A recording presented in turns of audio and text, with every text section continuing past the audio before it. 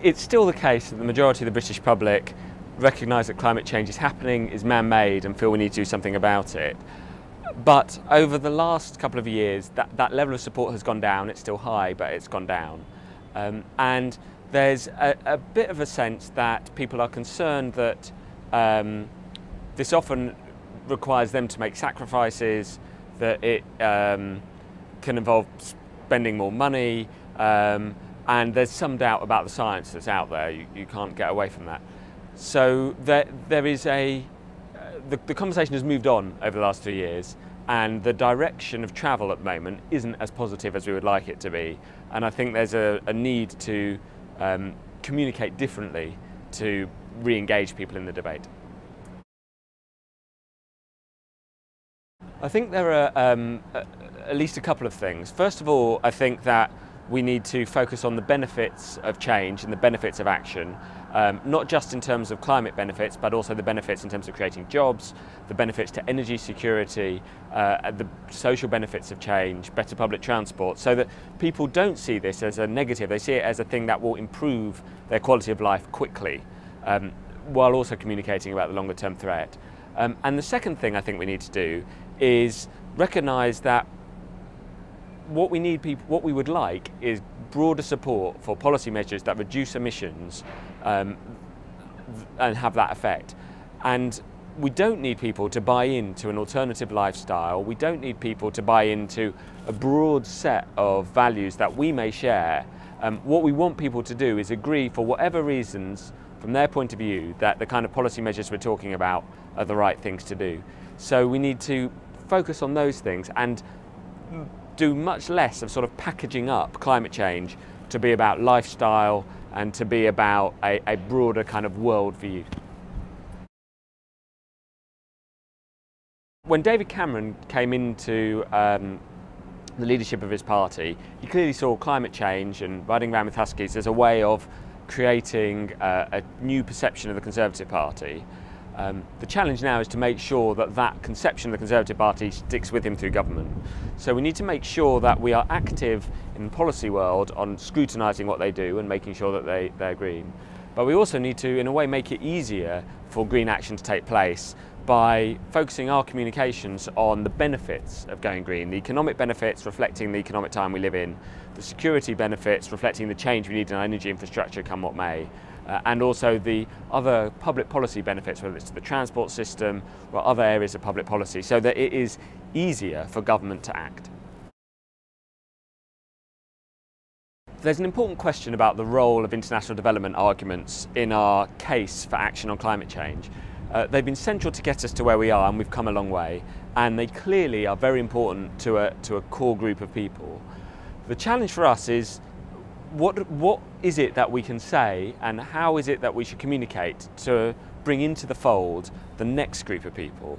And I think there's a question there about whether international development should be the focus, or whether the focus should be more on kind of concrete personal benefits that people can get, and also on other values. So not necessarily international development and poverty, but perhaps things to do with security or things to do with energy security that allow people to buy into the cause for different reasons to the reasons that the people who are already bought in have bought in. We don't want to lose those reasons, but we need to build a wider consensus. I think we are relatively lucky in that although Copenhagen didn't look like a great success and was certainly portrayed as not a success, the British public still, broadly speaking, think that action should be taken on climate change, that governments should take that action, and that they should also bear some of the responsibility and some of the cost. What's important is that we maintain a core level of public, I would call it acquiescence, not necessarily positive support for that action. I don't think governments need, every time they do something, to have positive support. What they don't want is people feeling, I really do not like this and I don't want this to happen. I think we've got that at the moment. We need to make sure that people still broadly agree with the desire to take action on the part of governments, and to see this, for example, in their own energy bills, and to say, broadly speaking, I'm okay with this. The new government has, broadly speaking, taken on the same energy policies as the last one, which means that over the next not the next 2 or 3, but sort of looking towards 2015, energy prices are going to begin to rise as a result of the policies which are going to help introduce renewable energy, energy efficiency, carbon capture and storage, and so on. And the trick, I think, for all of us is to ensure that the public, looking at those rises in their energy bills, understand why they're occurring and say, well, I don't particularly like this, but I'm willing to accept it. I'm willing to accept that there is a cost to myself and my family for tackling climate change, and I'm willing to bear this amount of cost that is being put upon my bill. And if I'm clever, I will insulate my home to make sure that my bill is actually not that much more. So I think we are going to see this happen, and our job is to make sure that the public don't react to it in a negative way. I think the biggest risk now is that the government's commitment to maintaining our overseas development budget, and in particular to additional finance for climate for developing countries, particularly to help them adapt, is going to be at risk. We're going to face an incredibly tight spending review in the autumn in which most government departments are going to be very heavily cut. Now, the government has promised that it won't cut the aid budget. We need to ensure that it keeps to that promise and that additional finance for climate is supported. Otherwise, we risk removing one of the achievements of the previous government and of Copenhagen.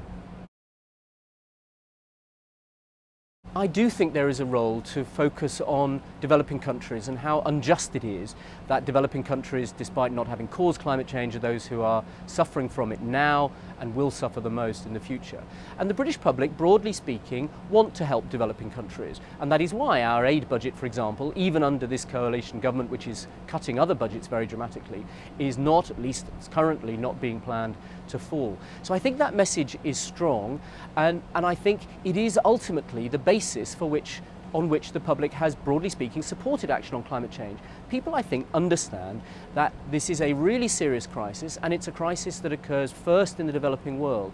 And we need to make sure that they continue to understand that they see the evidence of that, for example, through the partners of Christian Aid's own partners in developing countries, and that they are constantly alerted to that reality, which then provides the foundation of their support for taking action on climate change.